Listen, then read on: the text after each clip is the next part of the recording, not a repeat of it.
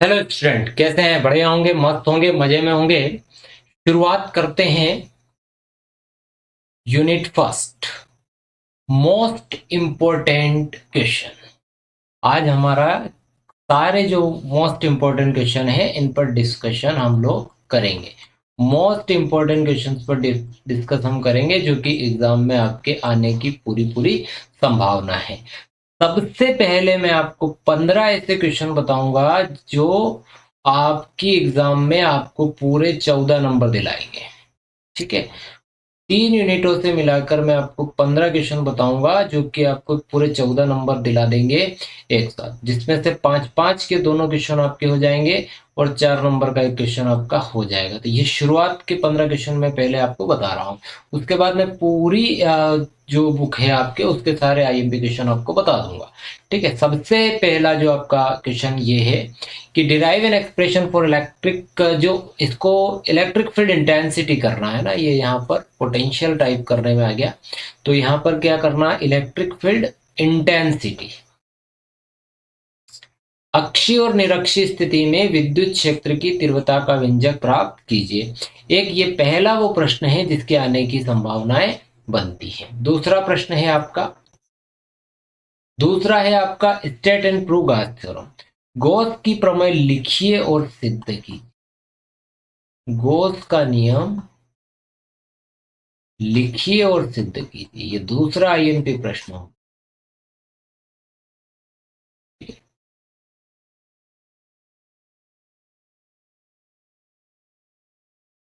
अगला प्रश्न है आपका, use Gauss theorem find the electric field due to uniformly charged infinite plane charge sheet with surface density sigma. Gauss की प्रमेय का उपयोग करके, गॉस की प्रमेय के उपयोग से अनंत लंबाई की समतल आवेशित चादर के लिए विद्युत क्षेत्र की तीव्रता ज्ञात कीजिए। चादर के लिए विद्युत क्षेत्र की तीव्रता ज्ञात कीजिए। विद्युत क्षेत्र की तीव्रता ज्ञात कीजिए। ठीक है, अगला प्रश्न, establish the formula of capacitance of parallel plate capacitor in presence partially dielectric। बच्चों एक बात ध्यान रखिएगा, ये वो क्वेश्चन है जो एग्जाम में आएगा। 1001% मेरे को ऐसा लगता है कि आ ही गया। ठीक है, क्या है हिंदी में, क्या है? समांतर प्लेट संधारित्र की धारिता का व्यंजक। समांतर प्लेट संधारित्र की धारिता का व्यंजक प्राप्त कीजिए जबकि प्लेटों के मध्य आंशिक पराविद्युतांक वाला माध्यम रखा हो। देखो, आंशिक पराविद्युतांक वाला माध्यम की बजाय वहां पर एग्जाम में आंशिक तौर पर क्या लिख दे, एक माइका रखा हुआ हो, कांच रखा हुआ हो, ग्लास रखा हुआ है। तो ऐसी परिस्थिति में भी आपको यही प्रश्न करके आना है। और इस प्रश्न के और एक और इसके जैसा एक समांतर प्लेट संधारित्र और है जो है वाला है कि समांतर प्लेट संधारित्र की धारिता का व्यंजक प्राप्त कीजिए और इसको प्रभावित करने वाले कारक लिखिए। क्या हो जाएगा प्रश्न? आप, मैं बोल देता हूं, समांतर प्लेट संधारित्र की धारिता का व्यंजक प्राप्त कीजिए तथा इसको प्रभावित करने वाले कारक लिखिए। तो ये 5 वो प्रश्न हो गए जो पहली यूनिट से आएंगे, जो 5-5 नंबर में। और अगर आपको 5 भी नहीं करना है और 2 ही करना है तो दोनों समांतर प्लेट संधारित्र कर ले। एक तो आंशिक पराविद्युतांक वाला, ठीक है, पार्शियल डाइलेक्ट्रिक वाला, और एक ये वाला। ठीक है, ये दोनों अगर कर लिए तो भी आपके 5 नंबर आ जाएंगे। आने की संभावना पूरी पूरी है दोनों प्रश्न की। अगला प्रश्न, यूनिट 4 पे आ जाते हैं। अब इसमें से भी आपके 5 नंबर क्वेश्चन है। पहले मैं 5-5 वाले बता रहा हूं। तो अब दो कुंडलियां हैं, दो कुंडलियां P व S हैं। ठीक है, और उन कुंडलियों के जो 100 प्रेरकत्व हैं L1 L2 हैं और उनके बीच में आदर्श युग्मन है। ठीक है, आदर्श युग्मन है। तो इन कुंडलियों के बीच में, इन कुंडलियों के का स्वप्रेरकत्व, सॉरी अन्योन्य प्रेरकत्व m बराबर √L1 L2 सिद्ध कीजिए कि m बराबर √L1 L2। अगला प्रश्न, डिफाइन म्यूचुअल इंडक्टेंस। अन्योन्य प्रेरकत्व क्या है? अन्योन्य प्रेरकत्व क्या है? Derive expression for mutual inductance of two coaxial solenoid. दो समअक्षीय परिनलिकाओं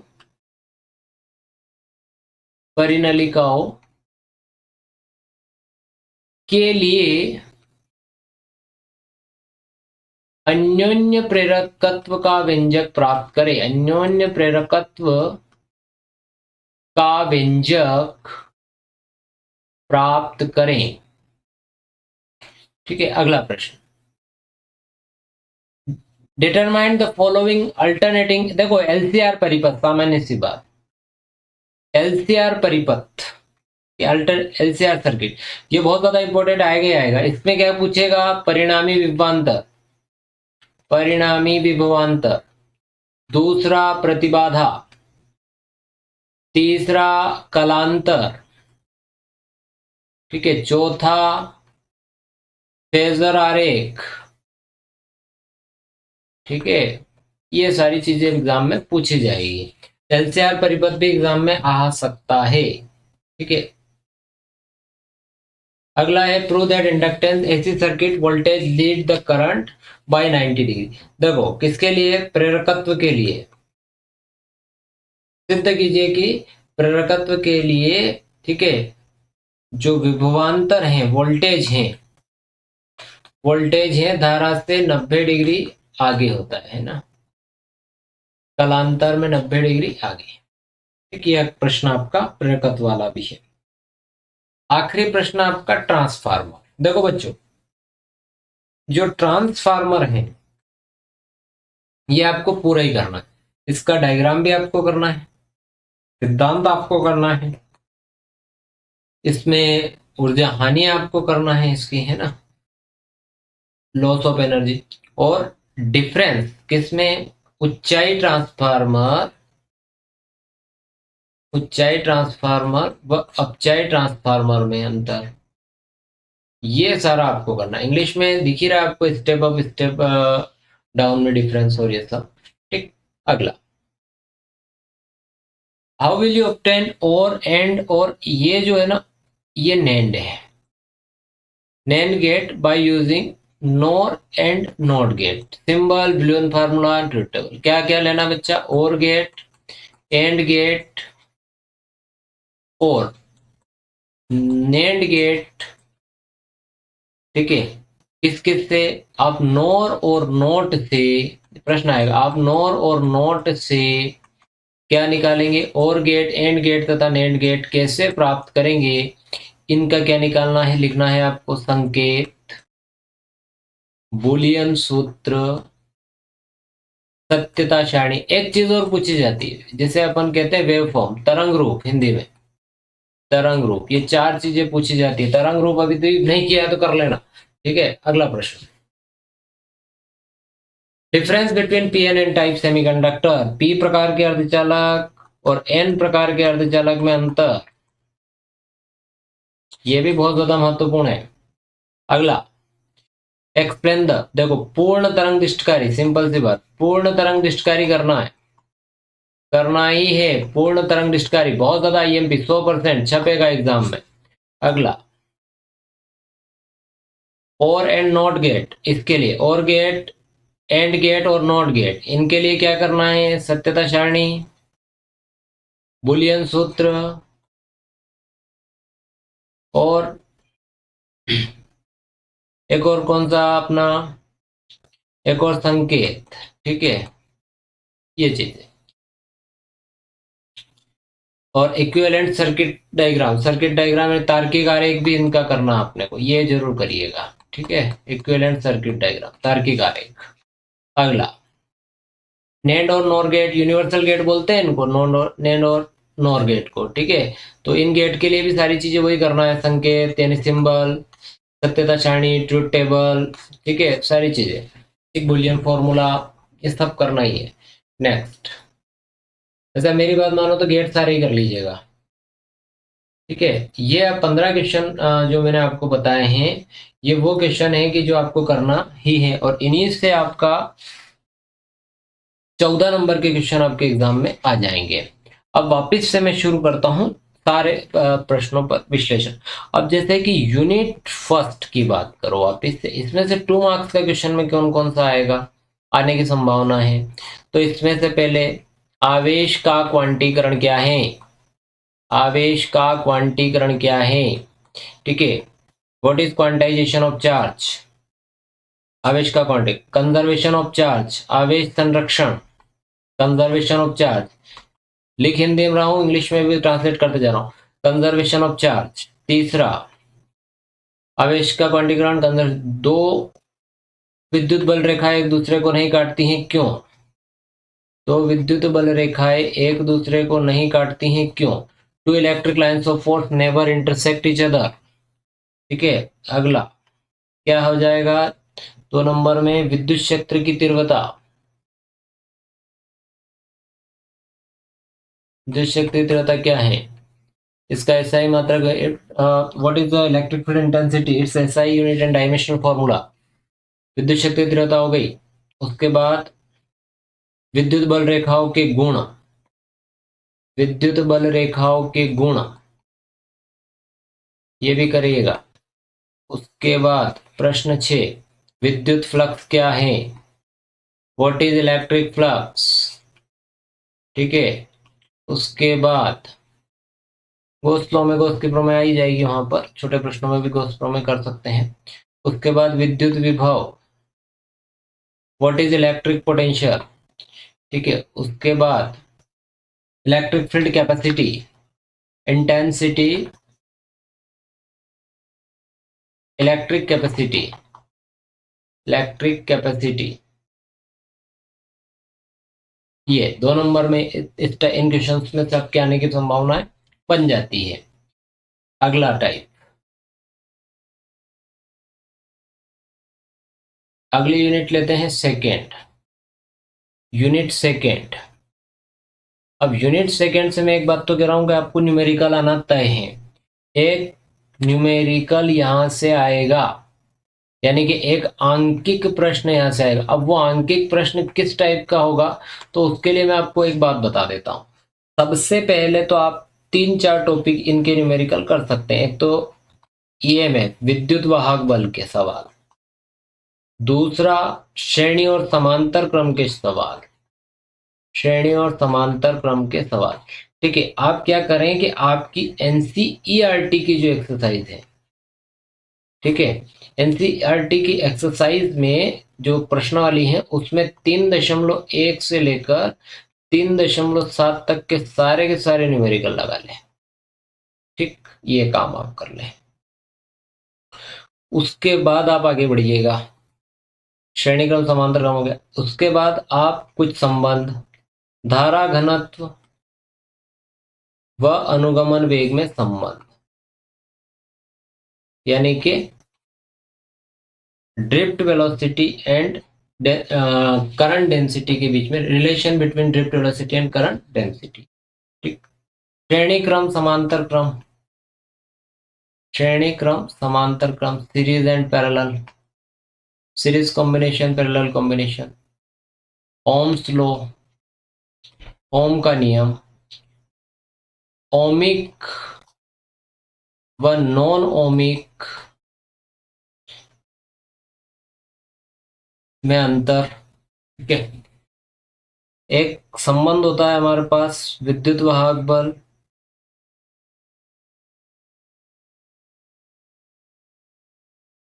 ठीक है, r is equal to R E by V minus 1, ठीक है, यानी कि आंतरिक प्रतिरोध विद्युत वाहक बल में संबंध।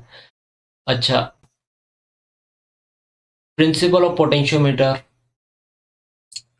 प्रिंसिपल ऑफ पोटेंशियोमीटर, यानी कि विभव मापी का सिद्धांत, ठीक है, मीटर सेतु, किरचॉफ के नियम, किरचॉफ्स लॉ और व्हीटस्टोन सेतु, व्हीटस्टोन ब्रिज। ये आपकी कौन सी यूनिट सेकंड से आने वाले क्वेश्चन हो गए।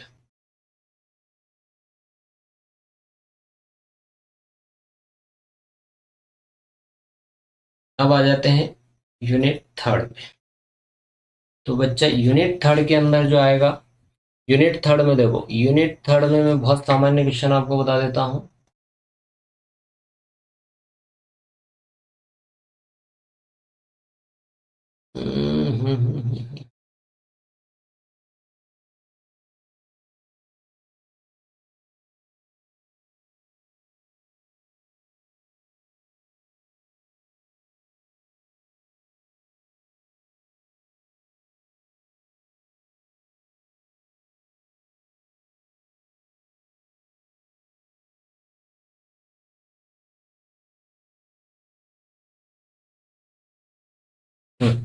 तो यूनिट थर्ड में मैं आपको क्वेश्चन, यूनिट थर्ड हो गया है ना, यूनिट सेकंड हो गया, यूनिट थर्ड के अंदर आप क्या करिएगा, बायो सावर्ट का नियम करिएगा।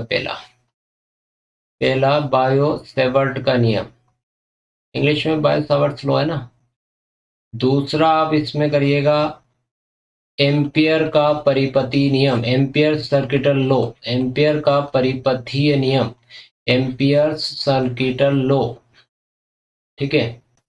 तीसरा आप करिएगा यहां से बायो सावर्ट के नियम की सहायता से, बायो सावर्ट के नियम की सहायता से एक एम्पियर की परिभाषा किसकी हेल्प से, बायो सावर्ट के लॉ की हेल्प से करंट, 1 एम्पियर करंट का डेफिनेशन। उसके बाद वृत्ताकार धारावाही कुंडली के केंद्र पर, वृत्ताकार धारावाही कुंडली के केंद्र पर चुंबकीय क्षेत्र की तीव्रता, वृत्ताकार धारावाही कुंडली के केंद्र पर चुंबकीय क्षेत्र की तीव्रता। ठीक है। इंटेंसिटी ऑफ मैग्नेटिक फील्ड, ठीक है, intensity of magnetic field at the centre of circular coil, at the centre of circular coil, धारावाही वृत्तीय कुंडली के केंद्र पर चुंबकीय क्षेत्र की तीव्रता। अच्छा, और अमीटर और वोल्टमीटर में अंतर, अमीटर और वोल्टमीटर में अंतर है। ठीक है। एक और ये करना कि धारामापी को, यानी गैल्वेनोमीटर को, धारामापी को अमीटर और वोल्टमीटर में कैसे बदलेंगे। ठीक है। How will you convert galvanometer into ammeter and voltmeter. और लास्ट क्वेश्चन आपको करना है इसमें साइक्लोट्रॉन। ठीक है, साइक्लोट्रॉन कर लेना है। साइक्लोट्रॉन में क्या करना है, परिभाषा और आवृत्ति। ठीक है, आवृत्ति का व्यंजक। ठीक है, यूनिट थर्ड भी हो गई आपकी। यूनिट फोर तो वैसे अभी अपन डिस्कस कर चुके हैं, पर एक बार और दोबारा से अपन उसमें डिस्कस करेंगे। कौन से, छोटे क्वेश्चनों पर। छोटे क्वेश्चनों में देखो बहुत ज्यादा ये नहीं है। एक तो आप एसी डीसी में डिफरेंस याद कर लीजिए, इसमें स्वप्रेरण और अन्योन्य प्रेरण में डिफरेंस कर लीजिए। ठीक है, उच्चाई और अपचाई ट्रांसफार्मर में अंतर कर लीजिए। ठीक है, स्वप्रेरण अन्योन्य प्रेरकत्व की परिभाषाएं भी देख लीजिएगा। उसके बाद देखो एक और क्या हो सकता है, उच्चाई एसी डीसी हो गया। हाँ, एसी डीसी से ज्यादा खतरनाक होती है क्यों। ठीक है, ये भी करना है। और जो प्रत्यावर्ती यानी एसी एमीटर या वोल्टमीटर होते हैं, ठीक है, एसी एमीटर और वोल्टमीटर में जो चिन्ह अंकित किए जाते हैं, ठीक है, वो मतलब बराबर दूरी पर नहीं होते हैं, उनको धीरे धीरे धीरे उनके बीच का दूरी क्या होती है, बढ़ाई जाती है। ऐसा क्यों होता है, ये प्रश्न भी आपको कर लेना है। ये हो गई आपकी यूनिट 4। अब बात करेंगे अपन यूनिट 5 पर। तो यूनिट 5 तो आपका ऑब्जेक्टिव हो गया पूरी, इलेक्ट्रोमैग्नेटिक वेव वाला। यूनिट 6 पर, यूनिट 6 में एक तो 3 मार्क्स के क्वेश्चन में क्या हो सकते हैं, एक 2 मार्क्स के क्वेश्चन और एक 3 मार्क्स के। तो 2 और 3 दोनों पर डिस्कशन हो जाएंगे एक साथ। तो 2 में क्या करना है, एक तो पूर्ण आंतरिक परावर्तन आपको करना है, टोटल इंटरनल रिफ्लेक्शन। पूर्ण आंतरिक परावर्तन क्या है, इसके गुण मतलब कंडीशन, मतलब इसके कंडीशंस अपन ये बोल सकते हैं कि इसकी शर्तें। ठीक है, क्या बताना, पूर्ण आंतरिक परावर्तन क्या है, इसकी शर्तें लिखिए। नंबर 2, आपका जो महत्वपूर्ण प्रश्न बनता है नंबर 2 पर, वो है अपवर्तन क्या है, व्हाट इज इंटरनल रिफ्लेक्शन। तीसरा आपका बनता है ऑप्टिकल फाइबर, ऑप्टिकल फाइबर यानी कि प्रकाशिक तंतु, प्रकाशिक तंतु। ठीक है, एक का आप करना प्रकाश का प्रकीर्णन, स्कैटरिंग ऑफ लाइट, प्रकाश का प्रकीर्णन। एक और आप जो प्रश्न है आपका, जो मार्क्स में भी ले लेना साथ साथ, इनको 2 और 3 में दोनों में काम आने जैसे हैं सारे।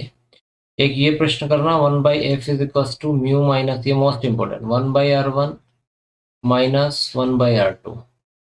तीसरा 1/f is equal to 1/f1 plus 1/f2।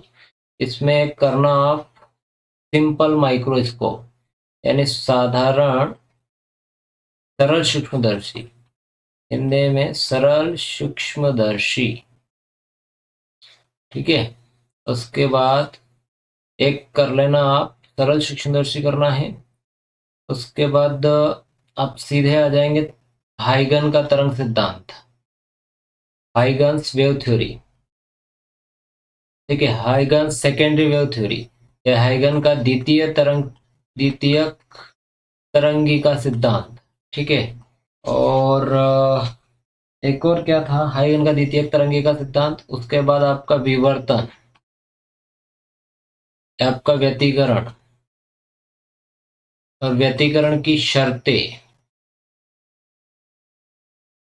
व्यतिकरण और विवर्तन में अंतर, व्यतिकरण व विवर्तन में अंतर, difference between interference and diffraction, है ना।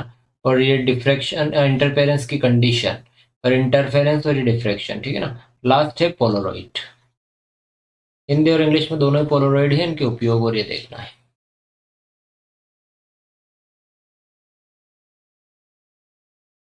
अब लेते हैं यूनिट 7।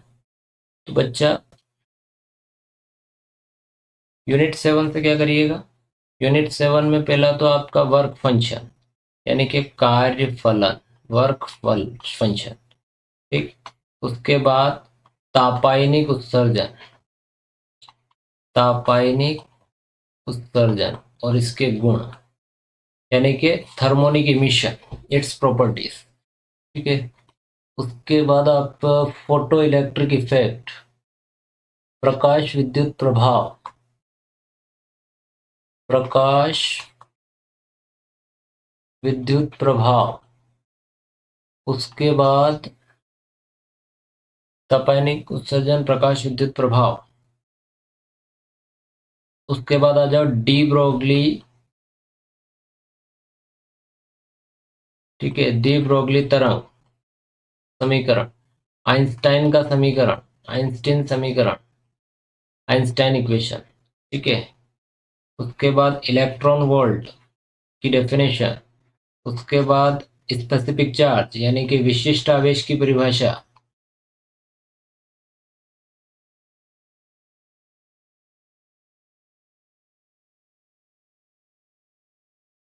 ये टॉपिक आपको करने हैं यूनिट 7 में, 2 मार्क्स का है इसमें से। तो